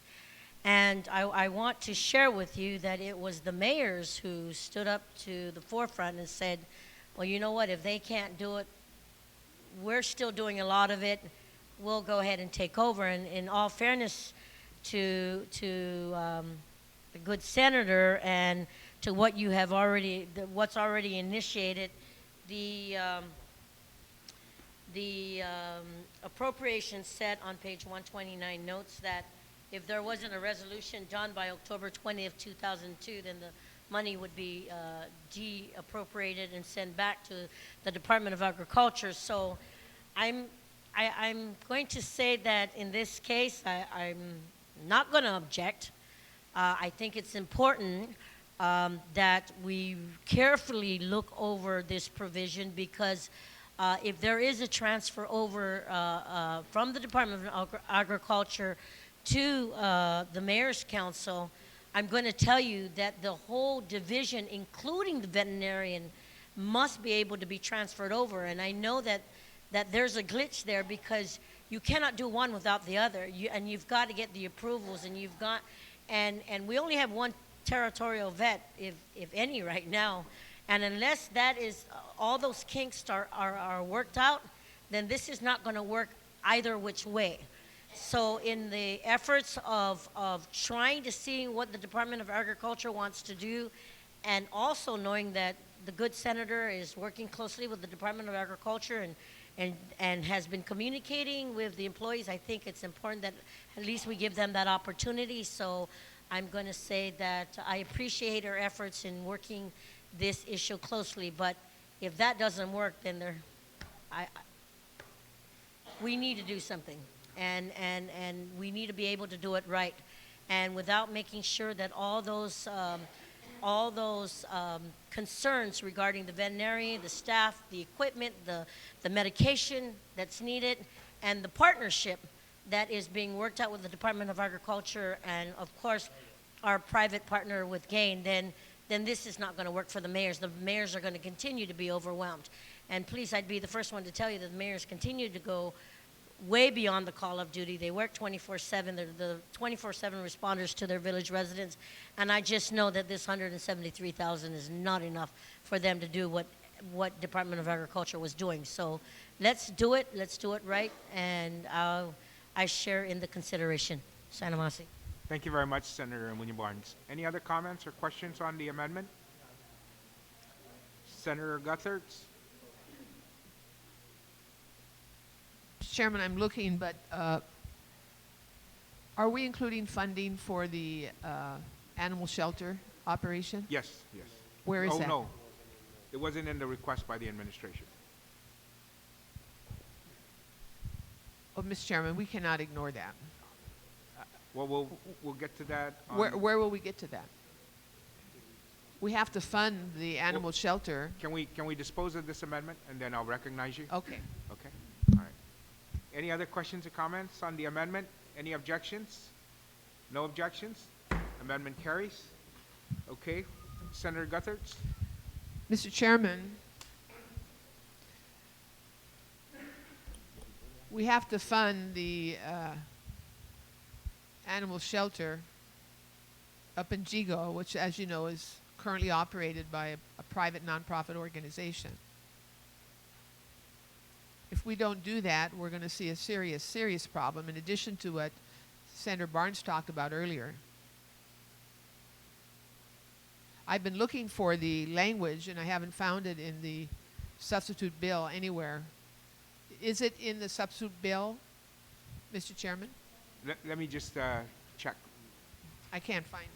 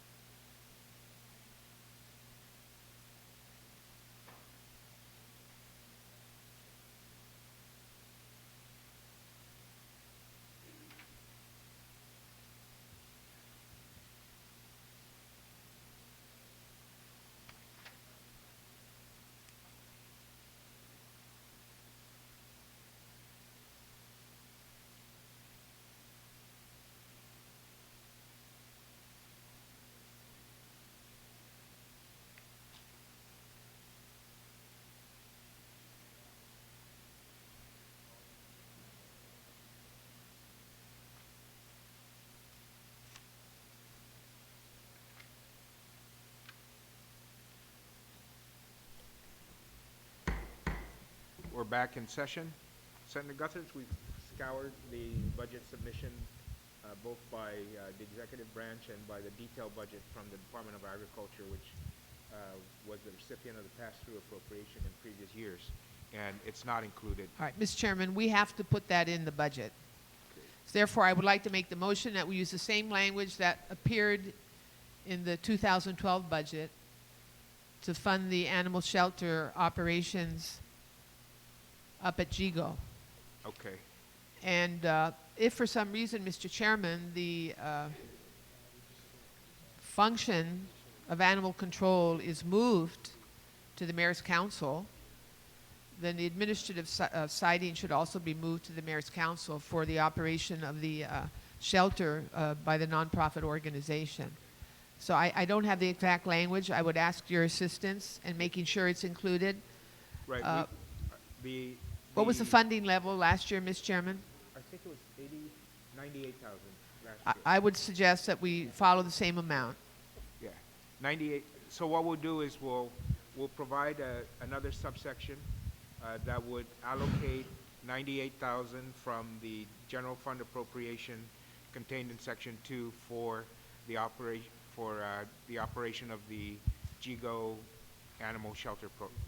That's correct, and that's by the nonprofit organization. Yes. Thank you, Mr. Chairman. So on that amendment, the amendment is to add a subsection, add the sum of $98,083 is appropriated from the general fund,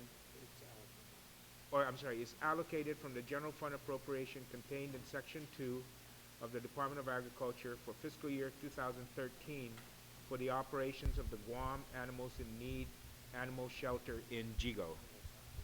And it's just allocated from the general fund appropriation from the Department of Agriculture.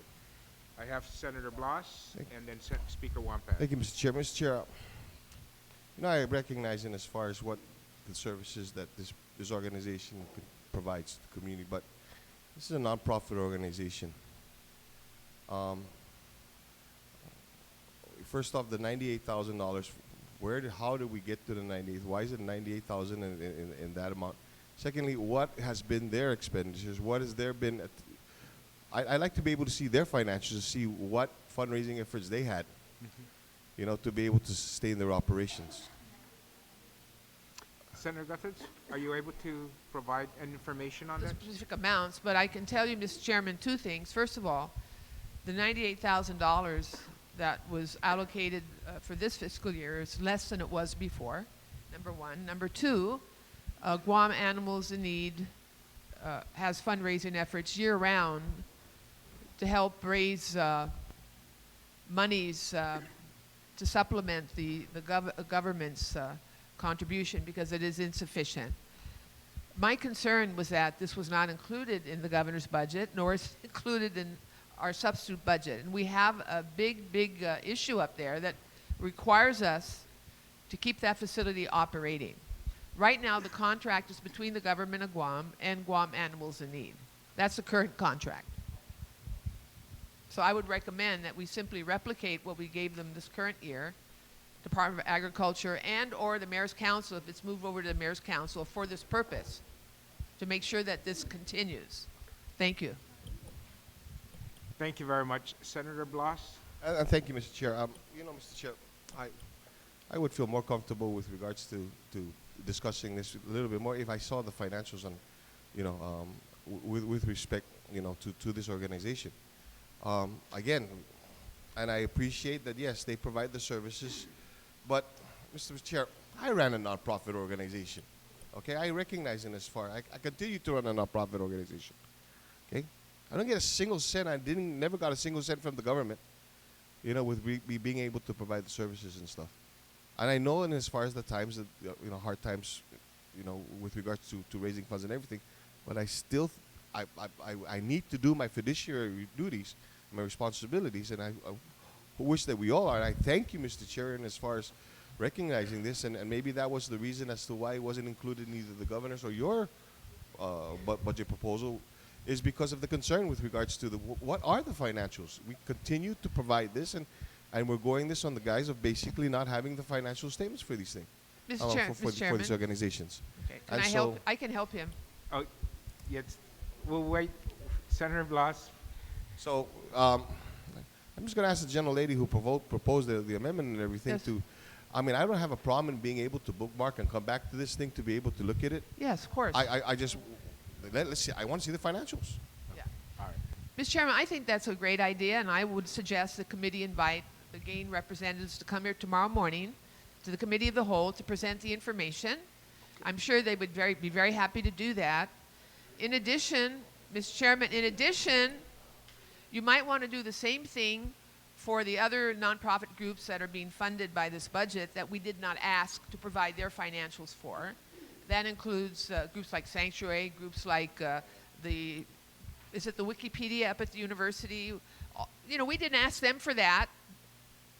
So I think we should be consistent. If we're going to ask the animal shelter group to do it, then we should be doing it for all the nonprofits that we're funding from this budget. There is a requirement in the budget bill, both last year and this year, that all the nonprofits receiving any appropriation from the government of Guam provide quarterly financial statements of the expenditures of the funds to include purchase order numbers, et cetera, et cetera. Good. So All right. Well, then I would recommend, Mr. So Chairman, we'll probably the pull it- committee invite GAIN to come tomorrow morning at 9 o'clock to stand before this committee and present their financials. We will Thank you very much. And I support Senator Blas's suggestion. of bookmarking this at this Yes. time. Thank you. Okay. But the speaker still had her hand up, and so I'm going to recognize the speaker for. Thank you very much, Mr. Chairman. My question really is very simple because I know normally the way you've handled this is that whenever we're making any type of to appropriate additional monies, that we must identify a funding source. And I know recently with Senator Alina Machita, she identified it from the indirect costs that I understand.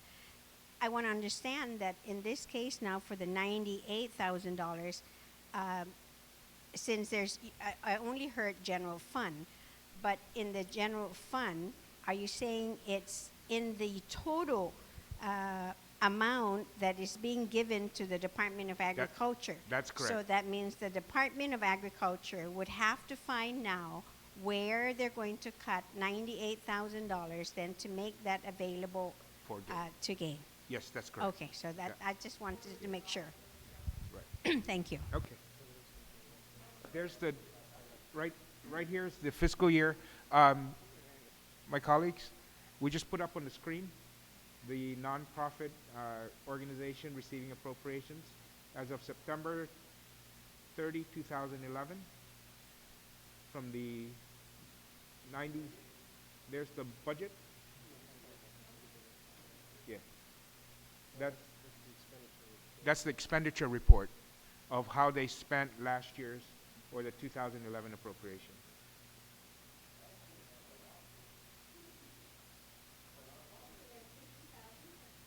For salaries, they used 50,000 for salaries, 5,000.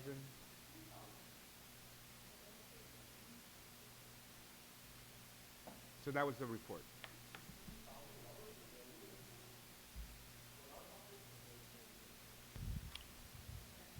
Mr. Chairman, Yes, Senator Palacios. you know, I think what would be more informative would be maybe even the revenue that they collected. That probably will give a better picture as to really how much of government subsidy does one nonprofit need. And during one public hearing, I actually asked, these groups are doing fundraising. Yeah. How much did they make? So that we can decide how much to give. Okay. Well, But- we will call them in tomorrow morning. but Yeah. Please Because continue, I Senator. think we should look at that, and if it's a healthy nonprofit organization, then we look at and help the others that are not very healthy, with respect to subsidy. Thank you, Mr. Chairman. Thank you very much, Senator Palacios. So unless there's no other comments on that section, we'll earmark it. We'll invite staff. Please make sure that we ask representatives from GAIN to be here tomorrow. Okay?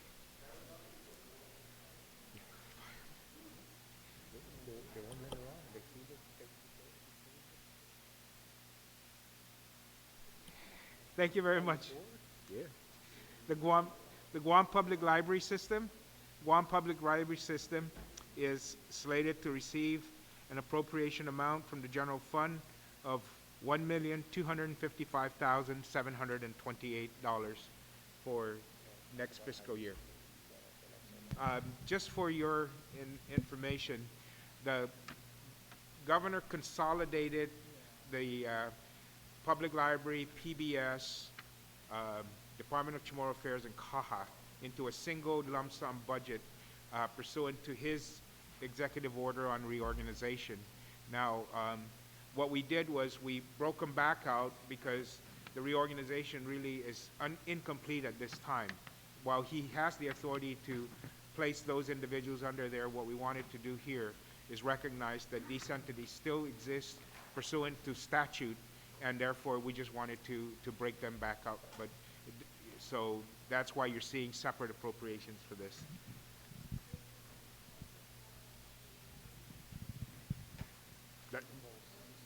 That's correct. This is for Aganya and Aganya, just Aganya. Yes, because he closed the, that's correct, and transferred to.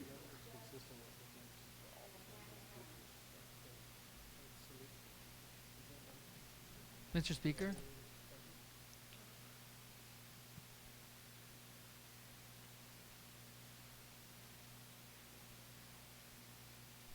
And so, Mr. Speaker? Senator Respicio? Yeah, I was going to ask, what is the status of the transfer of these buildings to the mayors, and if there's any budget in the mayor's budget to maintain these buildings, or what kind of arrangement is going to be made so that those buildings don't deteriorate? Yeah. We have no, Yeah. we don't know at this time. I do know that I think it was stated at the hearing that actually the mayors haven't received the keys to the buildings. That, you know, they announced that they were turning them over to the mayors and that the mayors were going to get the facilities. But at the hearing we had on this issue with the administration representatives, they informed us that the mayors had not received the keys at this time. So we don't know what the final arrangement is with the administration and the mayors. Are those buildings sitting idle right now? Yeah. Or my understanding is yes. and who's maintaining the grounds? And so conceivably, the administration could be creating additional eyesores in the villages if no one is responsible for those buildings. Right. Yeah. So, and by the way, the request in this budget is this a little bit over the amount for when the other libraries were open. So I just wanted to inform you of that. The Department of Youth Affairs. The Department of Youth Affairs is requested to receive $4,646,400 from the general fund appropriation pursuant to the request of the executive branch. And I see Senator Toniata with his hand up. Thank you, Mr. Chair. Mr. Chair, I was just wondering if the department had gotten back to us whether this included the contractual services for the continuation of the nursing up at the department? I think the department had indicated, no, they did not respond to that request for information at this time. My apologies. I see, okay. And that way we can find out whether there's still nursing services going on up at the department. What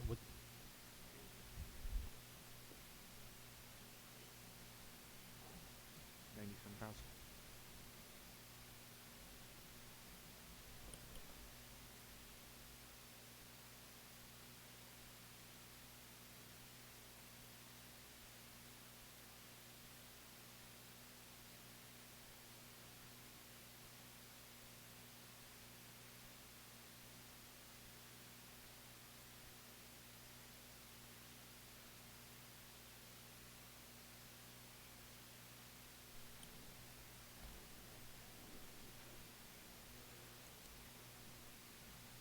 Yeah.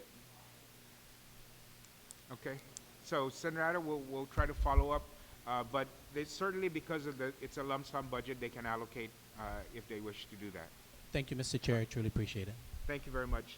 In addition to the operations budget of the Department of Youth Affairs, there's also an appropriation to Department of Youth Affairs, the sum of $332,150, and this is to fund programs contracted out to non-governmental organizations who provide services for youth as runaways, homeless, and victims of abuse.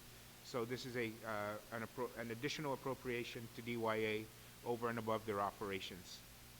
The next department and agency is the Guam Environmental Protection Agency. This is an agency that's funded from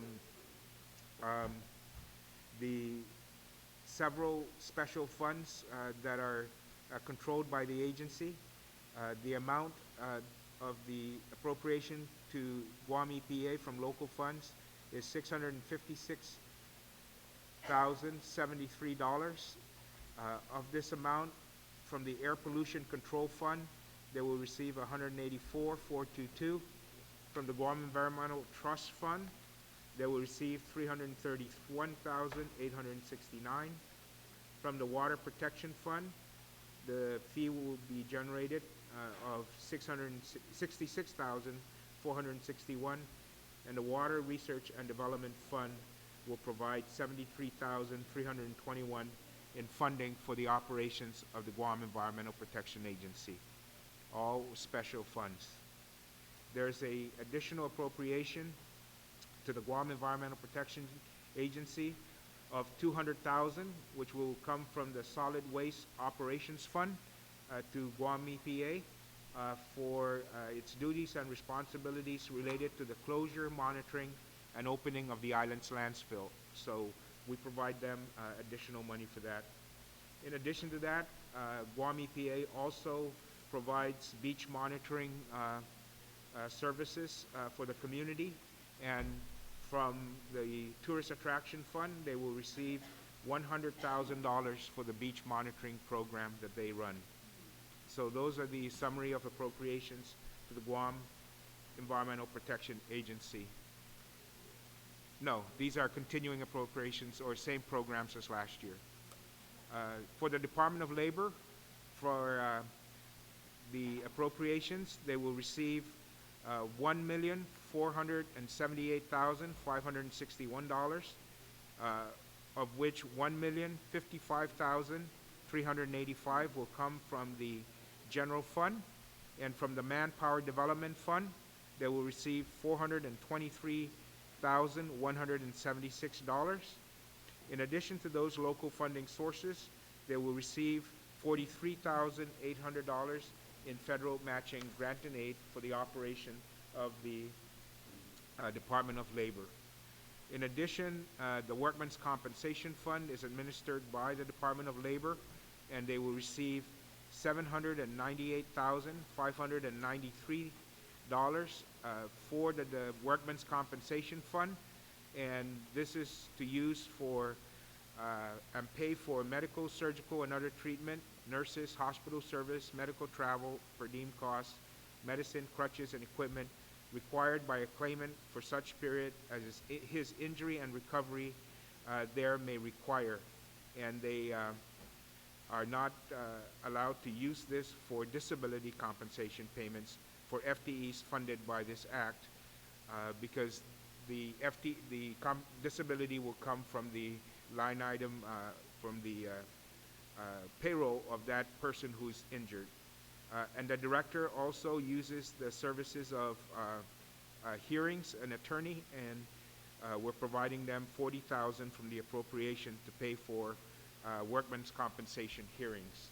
That way that we will not deny workers the ability to access payment for their care of their injury due to the lack of a hearing for either a hearing officer or recordation and transcription of those hearings. The Department of Parks and Recreation will receive from the general fund $3,264,707, and from their Public Recreation Services Fund, they will receive $186,098 for a total appropriation of $3,450,805 for the operation of the Department of Parks and Recreation for the next fiscal year. In addition, they also receive for the maintenance and repair of public restrooms the sum of $400,166 from the Tourist Attraction Fund for administered by the Department of Recreation. And in addition to that, for the maintenance of the pool facilities for both the Hagatnya Pool and the Northern Pool, the Department of Parks and Recreation will receive $349,211, and this again is being provided by the Tourist Attraction Fund. I see Senator Tom Ada first and then Senator Tony Ada. Thank you, Mr. Chairman. I recall having looked at earlier this year a breakout of the allocations from the Highway Maintenance Fund, and in there was about, I believe, $500,000 that went to pay for the water and sewer for Parks and Recreation.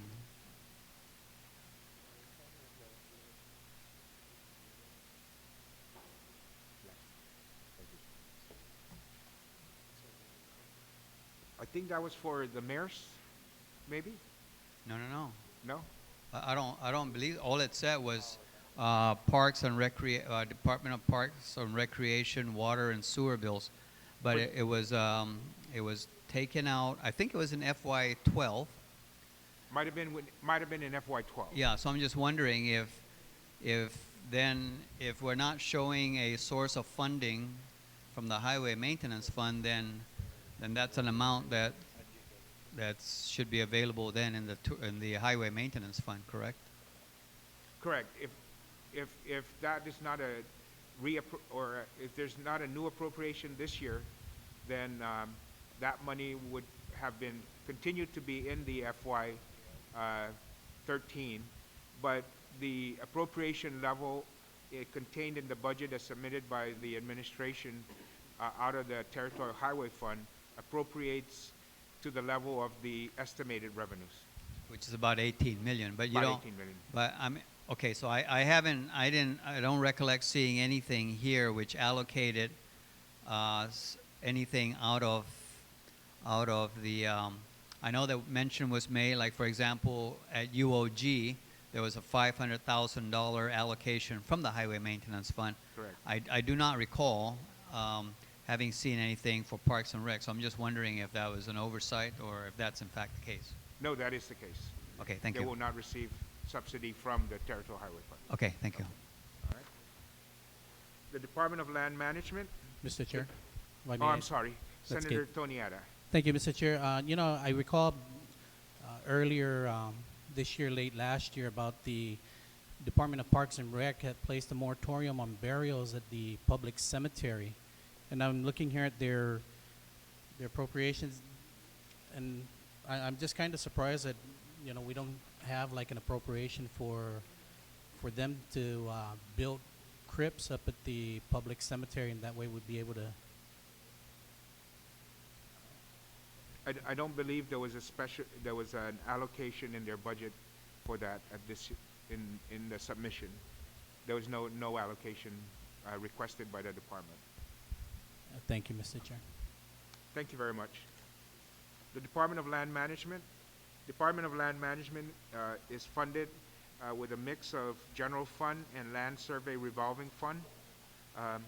The land survey revolving fund is appropriated $3,227,764. Department of Land Management is appropriated from the land survey revolving fund of that amount. And the general fund will provide $405,818 for a total appropriation level to the Department of Land Management of $3,633,582 for the Department of Land Management operations. The Office of the Chief Medical Examiner will provide general fund funding for its operation of $426,599 for the next fiscal year, which is just a slight increase from the current fiscal year. The Customs and Quarantine Agency. The Customs and Quarantine Agency, as you know, we've had earlier discussions when we were going through the revenue numbers, that has been provided support out of the general fund due to the fact that the airport, which collects the fee from the passenger facility services charge or services facilities charge, and then remits the balance of that after deducting the rent that they charge the department, the Customs and Quarantine Agency, in the past, and so they've had a shortfall in their operating budget created by the fact that they take the money up front. And in the intent there, you'll see the tune of what has been used out of general fund to subsidize the Customs and Quarantine Agency. And in this fiscal year, the Customs and Quarantine Agency passengers facilities charge to fund this agency is slated to receive a total of approximately $9 million in the next fiscal year. And the appropriation then to Customs for its operations will be net of the $3 million for a appropriation level of $5,891,803. So it is incumbent upon the administration to work with the Customs and the airport to provide the additional balance needed for their operating expenses, as has happened in the last fiscal year. And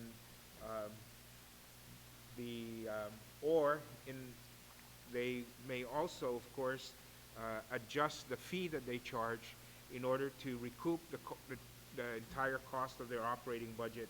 And both Customs and the administration are very much aware of that. During the roundtable discussion we had, Mr. Leon Guerrero and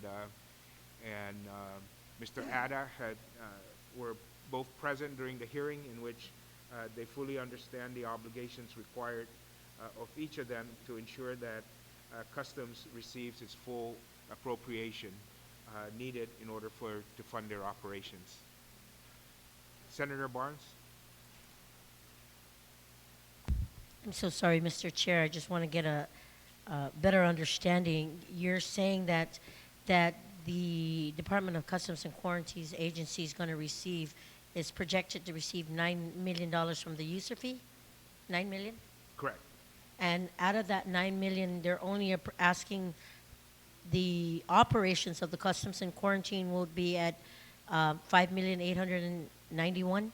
That is the balance available from that fund after paying for rent. So the previous payments for 2011 was at $3,264,000?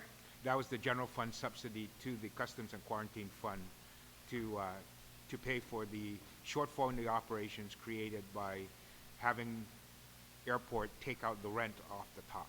So my take is based on what is being received and based on what needs to be paid, is the Customs and Quarantine proposed budget today within the $5.891 million, or no? Are they looking at a shortfall? They're looking at a shortfall. And what is that? What is that proposed? Approximately 3.2 million. So the administration in the past, including this year, is providing transferring money out of the general fund into the Customs and Quarantine Fund. So that's how they're handling that shortfall. The FY2012, so that's how they've been handling that shortfall. Is the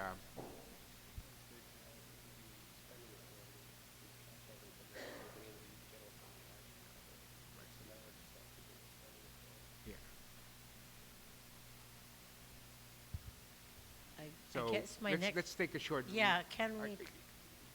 Let me recognize Senator. I understand your question, and we'll come back and continue the dialogue on that. Senator Cruz, I recognize. Mr. Chairman, I've been sitting on my hands and biting my tongue throughout this 2 days, but this time I have to speak. We know that they're short $3 million, and I know it's going to throw off the balance at the bottom, but would it not be more transparent and forthright to appropriate that additional $3 million at this point? Because we know that Otherwise, Doris is going to come back to us next year and say, they've transferred 3 million, there's 20 million that hasn't been appropriated, that I just don't know what we're doing here if we're not actually appropriating the amounts that we know they're going to need. I went to my office to stay away from what the public health one was doing because I didn't want to get in on the MIP one. But this one, we just had the hearing last week.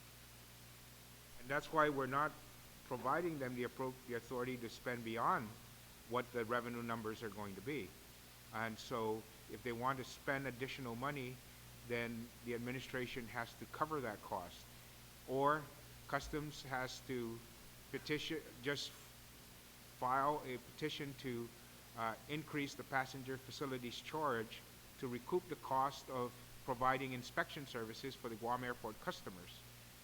Maybe if I could just, I understand you may continue and then maybe we'll recess at this juncture of the discussion today and see how we can tackle this additional problem. But please continue. No, it's just that it was just really fresh, that we know exactly how much they need, and their expenditures are greater than what we're appropriating for here. And so we're just now with a wink telling the governor, just go ahead and transfer 3 million later on in the year. Yeah, but I understand. And that's why if you read the intent, we are putting it up front, up to the administration and informing them that based upon the budget they submitted, there is a problem with regards to this agency, that they will have a shortfall, and that the solution to the shortfall is either you reduce the expenditures or you increase the revenue by petitioning for a fee increase. And so we are informing the administration and letting them know that the way that the budget was presented has that shortfall, and that they need to address it in some form or fashion in the budget. And in the past, they've used transfer authority to fund that, and we assume and put it on their authority to be able to execute executive authority to resolve this matter, because we can appropriate the money, but as you mentioned, if the money's not there, then it will not support it. So, and part of the problem, Mr. Chairman, is the Guam International Airport Authority itself. Yeah. That it's charging $5 a square foot for space in their building, and they're openly admitting that they need to do that so that they can continue their operation of paying high-priced marketing people to market to us.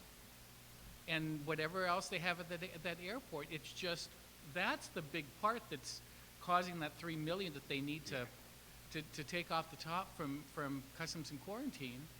And I share the chairman's concern of tourism, that if we have to find $3 million more in additional fees, it's going to price Guam right out of the market as far as tickets coming into Guam, and will kill the goose that is supposed to be laying our golden egg for us.